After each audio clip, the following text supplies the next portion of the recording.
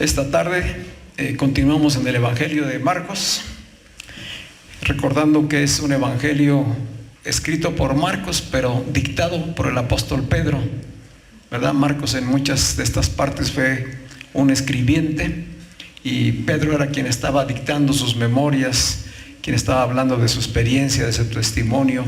Entonces son ellos dos, usados por el Espíritu de Dios, comunicándose con la iglesia del día de hoy. Y el título del tema de hoy: 7 panes. 7 panes. Solamente 7 panes fueron suficientes para alimentar a una multitud de más de 8,000 personas. 7 panes. Y ese 7 es un simbolismo muy importante que habla de nuestra salvación, que habla de la salvación de los gentiles. Este 7 tiene que ver contigo y conmigo.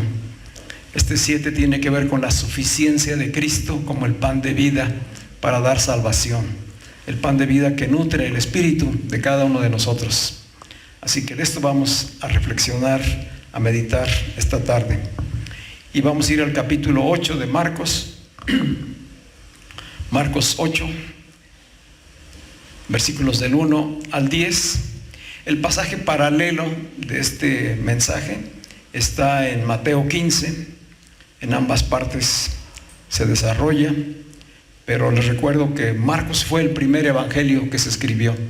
Entonces, de lo que Marcos escribió, después tomó Mateo y agregó algunos detalles, porque recordemos que Mateo también fue un discípulo presencial de Jesucristo, ¿verdad?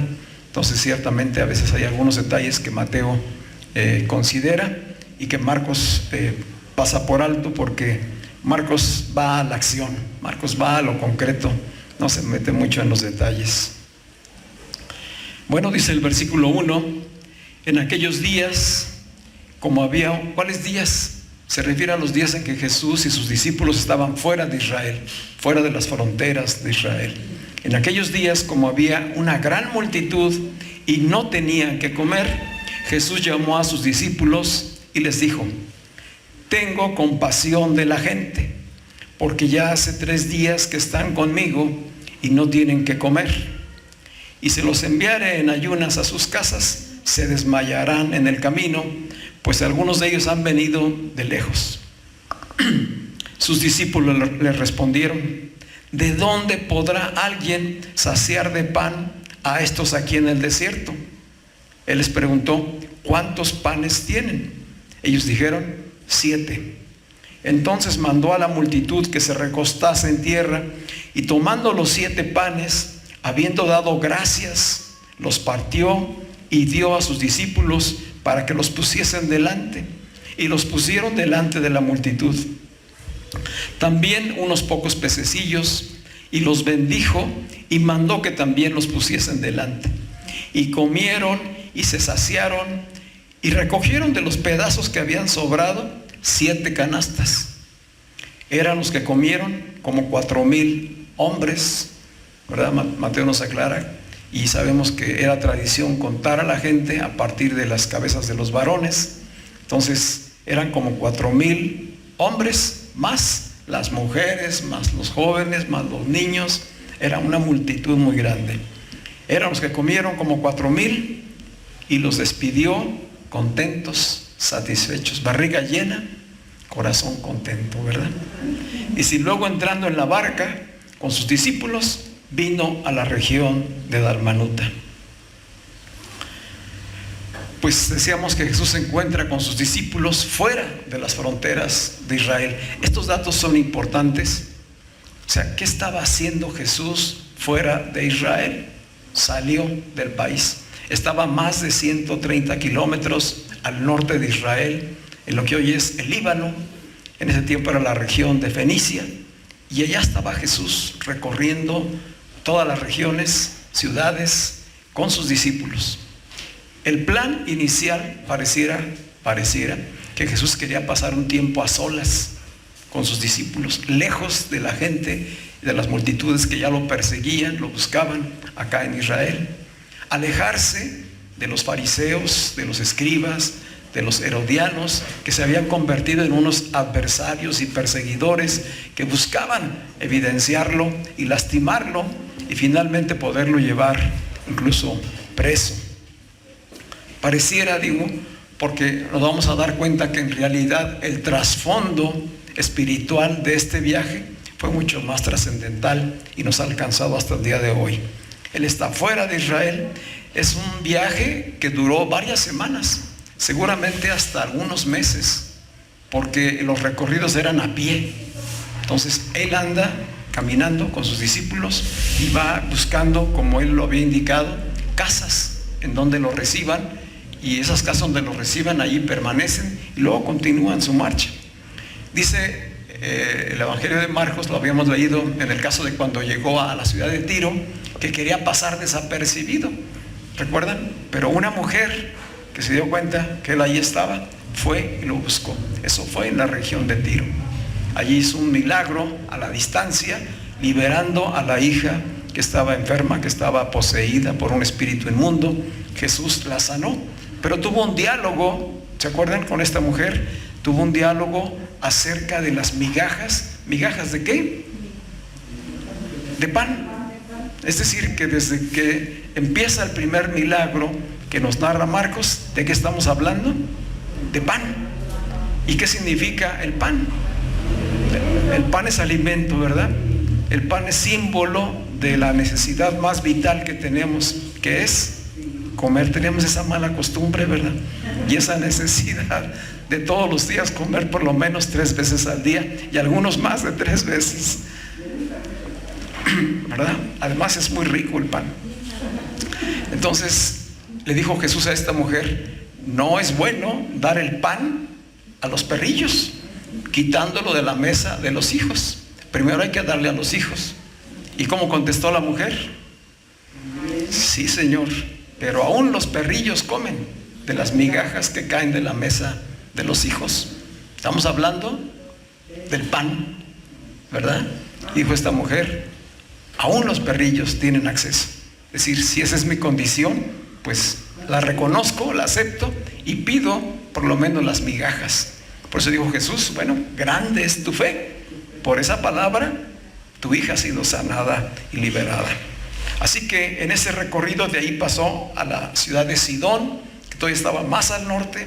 Después bajó haciendo un circuito muy grande y baja a la región de Decápolis, donde nos situamos el domingo pasado, ¿verdad? Cuando estaba él sanando a un sordo y tartamudo que le llevaron.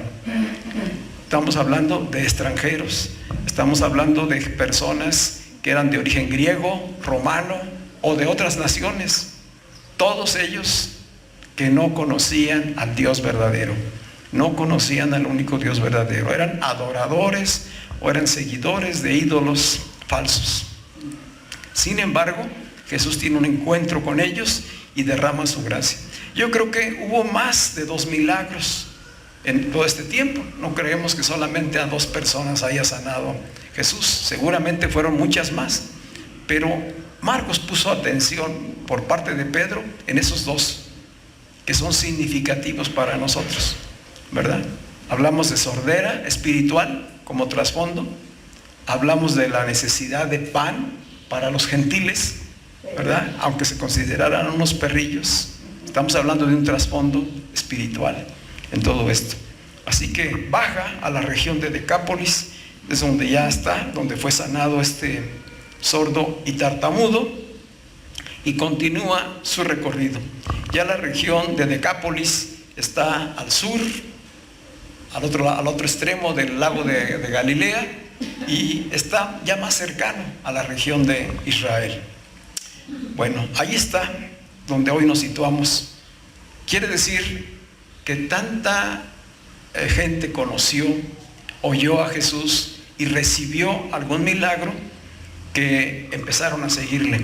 Recuerdan que le dijo Jesús al sordo y tartamudo y a la gente que lo había llevado que no le dijera nada a nadie, ¿verdad? Sin embargo, ya vemos que sí lo dijeron. Para que aquí hubiera más de 8,000 personas con Jesús, quiere decir que se lo contaron a mucha gente, ¿verdad? Lo tremendo es que dice que esta multitud de personas que siguió a Jesús ya tenían 3 días con él. Es decir, estaban en un retiro espiritual con Jesús, escuchándolo, viendo las señales que hacía, seguramente sanando a muchas personas, ¿verdad? Y se olvidaron de la provisión.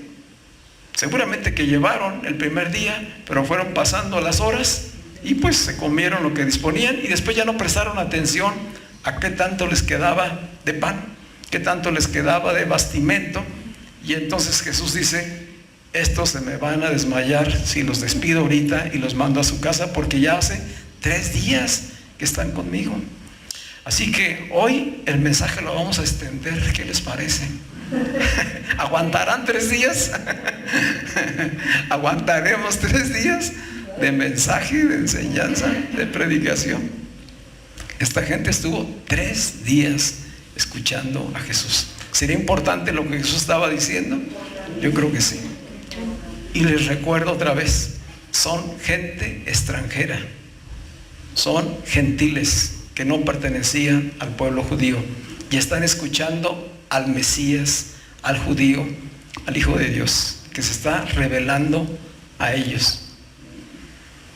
Qué interesante, ¿verdad? Este es en realidad el trasfondo de ese viaje de Jesús con sus discípulos. Estamos acercándonos a un momento clave en el Evangelio de Marcos, porque estamos en el capítulo 8 y estamos hablando aproximadamente de más de 3 años ya de ministerio público de Jesús. En próximas semanas Él va a empezar a caminar hacia Jerusalén, a prepararse para las últimas semanas de su vida. Todo el desenlace de las últimas 2 semanas de su vida, Marcos lo narra en los siguientes capítulos, a partir del capítulo mitad del 10 y a continuación del 11 hasta el 15. Es decir, que en la mitad del Evangelio nos habló del ministerio público, de cómo se contactó con todos los judíos, de qué fue lo que enseñó, lo que hizo, y ahorita estamos entre los gentiles. La salvación no era solamente para los judíos, la salvación era también para los gentiles. Los gentiles no tenían ningún antecedente de la obra que Dios iba a hacer para reconciliar al mundo con Dios. Los únicos que tenían un antecedente era el pueblo judío, porque Dios escogió a Israel como el pueblo privilegiado para revelarse al mundo, para darse a conocer y hablarles a ellos de su salvación y del Salvador que Él enviaría. ¿Salvador de qué? El Salvador de la vida. Este es el que daría vida eterna. Este es el que reconciliaría al mundo con Dios. Este es el que pagaría por la culpa y el pecado del mundo. Dios proveyendo salvación. Los judíos decían: este es un privilegio para nosotros. Y Jesús dice: esto va más allá. No es solamente para los judíos. Y eso es lo que estamos viendo en este pasaje de hoy. Así que la multitud estaba hambrienta. Así quiere Jesús que esté su pueblo, que esté su iglesia, hambrienta de Él, para poder dar el pan de vida que es Él, y que seamos llenados en nuestro ser interior. Jesús ve la necesidad. Aquí hay un principio. Así como Jesús vio la necesidad de esta multitud, se percató y tuvo compasión de ellos, así lo hace de nosotros. Tú puedes tener esa confianza. No sé cuántos hoy pudieran decir: yo he experimentado la compasión de Dios. ¿Qué es la compasión? Es la empatía, ¿verdad? El reconocer tu situación, tu necesidad y decir: me identifico contigo y te doy lo que yo tengo, ¿verdad? Sí. Él tiene todo el poder, toda la autoridad. Él con su gracia nos bendice. Con su misericordia quita el castigo, la culpa de aquello que nos acusaba delante de Dios, y entonces nos bendice con todo el bien de Dios. A esta multitud Jesús se percató de su necesidad, tuvo compasión por ellos, como lo haría un pastor por sus ovejas. Allá en el capítulo 6 de Marcos, habló Marcos de un milagro semejante. ¿Se acuerdan? Que alimentó a una multitud de más de 5,000 personas, ¿verdad? ¿Por qué es la pregunta: ¿por qué 2 veces la narración de un milagro de multiplicación de panes? Pareciera que es el mismo, pero no es el mismo. No es un error del escritor. Son 2 situaciones muy diferentes. Son 2 milagros distintos, con diferentes personas en diferentes circunstancias, aunque con un mismo propósito. ¿Cuál era el propósito?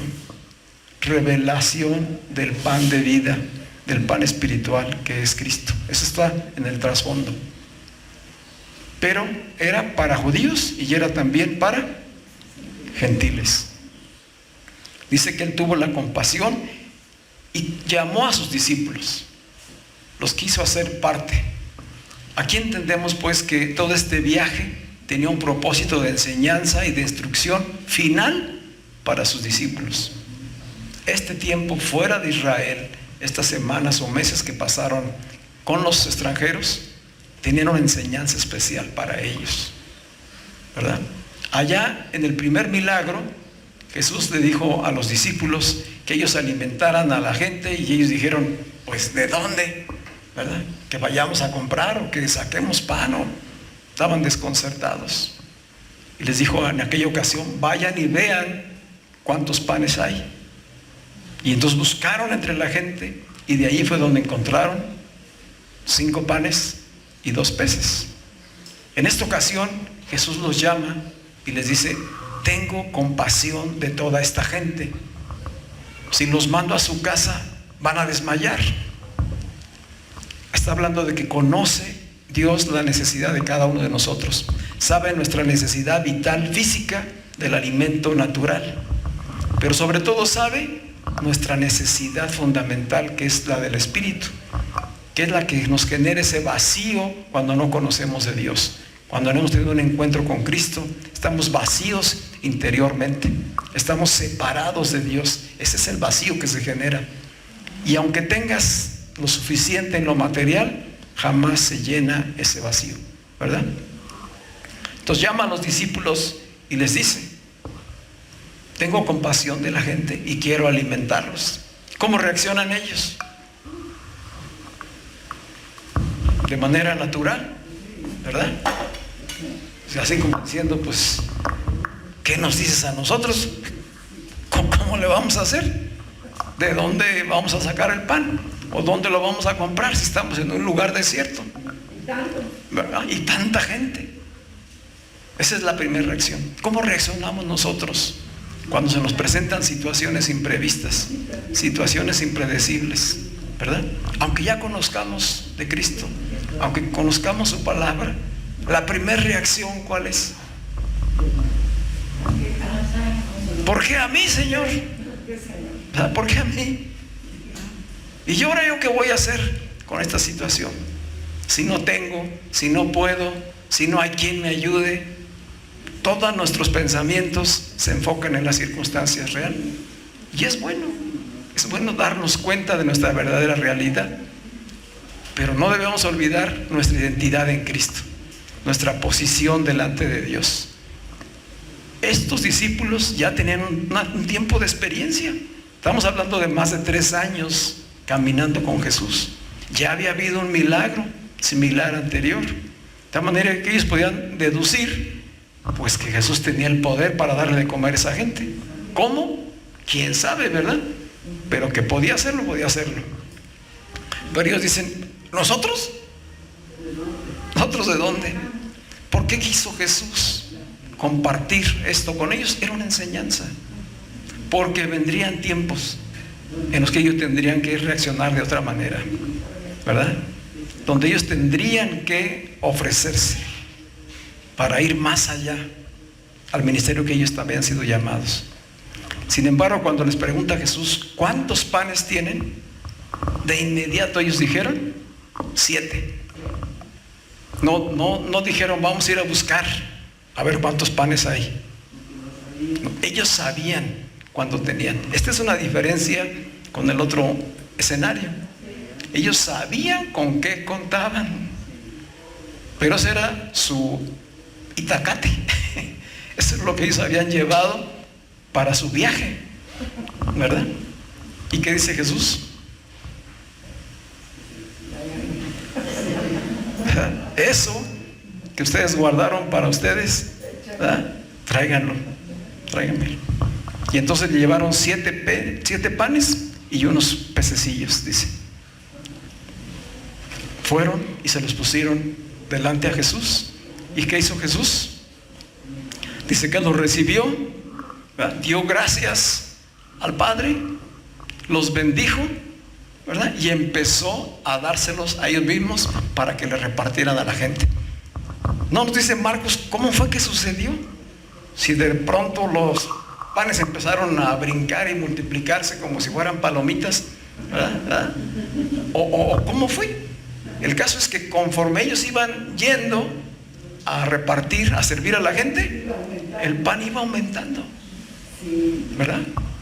Y los pedazos de peces también, de pececillos. De tal manera que estas más de 8,000 personas comieron y se saciaron. O sea, no fue que se echaron una botanita, ¿verdad? Comieron y quedaron satisfechos. ¿Qué busca Dios en nuestras vidas? ¿Qué quiere Dios para sus hijos? Satisfacción. Él quiere darnos satisfacción, contentamiento. La gente hambrienta ha de ser satisfecha para que tenga contentamiento. Y eso habla de poder llenar ese vacío. Así como nos podemos sentir satisfechos después de una rica comida, de haber comido sabroso, ¿verdad? Y estar llenos, así quiere que nos sintamos espiritual y emocionalmente. Y el pan físico no puede hacer eso. El pan físico no puede, el pan natural, los alimentos naturales nos dan satisfacción física por un rato, pero a las 3-4 horas ya estamos pidiendo más, ya necesitamos más. El Señor quiere que tengamos contentamiento y satisfacción plena en el Espíritu. Esto está en el trasfondo de lo que estaba haciendo Jesús. Los hizo partícipes porque es necesario que ellos, los discípulos, experimentaran compasión, aprendieran a tener compasión, aprendieran a identificarse con la necesidad de la gente. No solamente a ver la necesidad de lejos, no solamente ver a los dolientes. ¿Recuerdan ustedes que hay varios momentos en que iba gente necesitada, enferma o poseída y gritándole a Jesús? Y ellos, los discípulos, incluso intentaban callarlos, ¿verdad? O decirle, pues ya, atiéndelos o despídelos. ¿De qué habla eso? Pues que actuaban así como si fueran sus guaruras, ¿verdad? Así como los guaruras con un hombre importante, ¿no? ¿Qué hacen? Pues lo van cuidando y le van quitando a la gente, ¿verdad? Jesús aquí les dice, no, ustedes tienen que tener empatía, tienen que compartir tienen que ponerse en los zapatos de esta gente. Estos no son judíos, ¿cómo nos vamos a...? También para ellos, ¿verdad? Porque Jesús, Dios, no hace acepción de personas, sea negro, sea blanco, sea alto, sea chaparro, sea rubio, etcétera, sea americano, sea chino, sea chileno, mexicano. No hay acepción de personas. Todos son bienvenidos. Para todos Él tiene misericordia, compasión. ¿Qué necesitaban esos discípulos? Eso mismo, aprender, porque vendría el tiempo para ellos. Recuerden que ellos son la iglesia naciente. Así que, ¿qué necesita la iglesia hoy? Esa misma compasión, aprender a tener esa compasión. Necesitamos tener compasión. No solamente ver la necesidad y decir, uy, pues qué mal está yendo, ¿verdad? Ojalá que Dios le ayude. Es identificarse. Tener compasión es ponerse en los zapatos de, ¿verdad?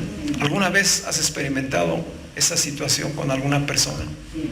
Que quisieras hacer algo, ¿verdad? Y a veces decimos, pues, ¿qué puedo hacer si no tengo? Si no puedo, ¿verdad? Y nos sentimos limitados, incapacitados para poder atender a aquellas personas. Hoy nos dice Jesús cómo hacerle, ¿verdad? Dice que a ellos les dijo, primero, vean lo que tienen. Vean lo que tienen. Primero, vean con qué recursos los ha dotado Dios. Porque vamos por la vida sin darnos cuenta de lo que Dios ya nos ha dado, ¿verdad? Nos ha dado capacidades, talentos, fuerzas, vida, bienes, provisión. Pero cuando de repente nos hace falta algo, ¿dónde ponemos los ojos? En lo que falta. Y lo primero que decimos es: no tengo, no puedo. ¿De dónde? Esa fue la reacción de los discípulos. Y Jesús dijo: revisen. En esta ocasión dijeron ellos inmediatamente: tenemos 7. 7 es el número que simbólicamente en la Biblia representa lo completo, lo total, ¿verdad? ¿Recuerdan en la creación? En 6 días hizo la creación y el séptimo descansó y dijo: todo lo que he hecho es bueno, es completo, está terminada la obra. Este 7 representa a Cristo mismo, el pan de vida. 7 panes que son un símbolo, ¿verdad? Que son una imagen de lo que Dios nos da de recursos a cada uno de nosotros, de lo que Él mismo es como un recurso espiritual para cada uno de nosotros. Entonces, lo primero fue revisar qué se tenía. Hay un modelo, hay principios y hay un patrón. Revisaron qué tenían, y una vez que ya se dieron cuenta de lo que tenían, fueron y se lo pusieron en las manos a Jesús, porque Él tiene el poder de multiplicar. Así que ¿qué tenemos que hacer nosotros? Lo mismo. Primero, darnos cuenta de que ya nos ha dado Dios. Segundo, hacer lo que Jesús hizo: dar gracias al Padre por lo que ya tenemos, ¿verdad? ¿Podemos hacerlo nosotros? ¿Verdad? Decir: gracias por todo lo que ya me has dado. Eso que tú ya me has dado, de todo lo que ya me has dado, lo pongo en tus manos, porque no es mío, es tuyo. Decía David en la adoración: de lo recibido de tu mano, de eso te damos, ¿verdad? Nada es mío, todo es tuyo. Entonces, eso que a mis ojos pudiera parecer poco, lo agradezco, lo pongo en sus manos y el Señor lo va a multiplicar. ¿Sí? Este es el acto de ofrendar. De lo recibido de Él, reconozco que Él es el dueño y lo regreso. Y el Señor lo bendice y lo multiplica. Hasta lo triplica, ¿verdad? Sí, es exponencial. Hay una manera en la que Dios está trabajando. Así trabaja Él, así son los principios del reino. Entonces, Jesús quiso que ellos aprendieran esto. Hoy quiere que su iglesia lo aprenda. Que su iglesia sea compasiva, sensible a las necesidades de los demás, que esté consciente de los recursos que tiene, que dé gracias por ello y que lo ponga en las manos del Señor para hacer la obra a la que Dios nos dirija. Y Él se encargará de la multiplicación. Que con esa confianza lo hagamos. Este pequeño grupo que somos nosotros, lo ponemos en manos de Dios para que sea Él quien lo multiplique. Amén. ¿Sí? Estamos en sus manos y Él es el que lo ha de multiplicar.